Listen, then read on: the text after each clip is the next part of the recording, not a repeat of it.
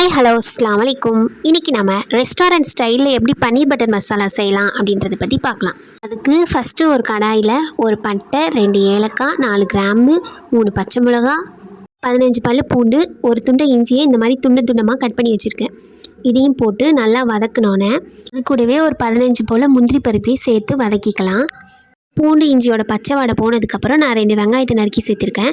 வெங்காயம் நல்லா வதங்கினோன்னே 4 பெரிய சைஸ் தக்காளியும் சேர்த்து அதுக்கு தேவையான உப்பும் போட்டு நல்லா வதக்கிக்கோங்க. வதங்கினதை ஒரு மிக்ஸி ஜாரில் சேர்த்து கூட 1 ஸ்பூன் மஞ்சள் தூள், 1 ஸ்பூன் மிளகாய்த்தூள், 1 ஸ்பூன் மல்லித்தூள் எல்லாம் சேர்த்து அரைச்சி எடுத்துக்கோங்க நல்லா நைஸாக. ஸ்டவ் ஆன் பண்ணி ஒரு கடாயில் 1.5 ஸ்பூன் பட்டர் ஆட் பண்ணி அதில் ஒரு பச்சை மிளகாயை 2ஆக கீறி அதையும் போட்டு நல்லா ஃப்ரை பண்ணுங்கள். நல்லா பச்சை மிளகாயோட ஃப்ளேவர் அந்த பட்டரில் இறங்கணும். நெக்ஸ்ட்டு நம்ம அரைச்சி வச்சுருக்க பேஸ்ட் அதில் ஊற்றி நல்லா கொதிக்க விடுங்க. அது கூடவே கொஞ்சமாக சுகரோ இல்லை நாட்டு சர்க்கரையோ ஆட் பண்ணிக்கோங்க. அது கூடவே ஒரு 1/2 டம்ளர் கொதிக்க வச்சு ஆற வச்ச பால் ஊற்றிருக்கேன். அதனால் லோ ஃப்ளேமில் வச்சு நல்லா கொதிக்க விடுங்க.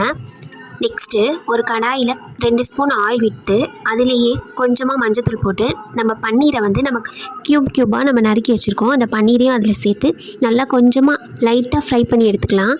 ஃப்ரை பண்ணி எடுத்து வச்சுருக்க பன்னீரை நம்ம கொதிக்க வச்சுருக்க கிரேவியில் போட்டு லோ ஃப்ளேமில் வச்சு ஒரு 5 நிமிஷம் கொதிக்க விடுங்க.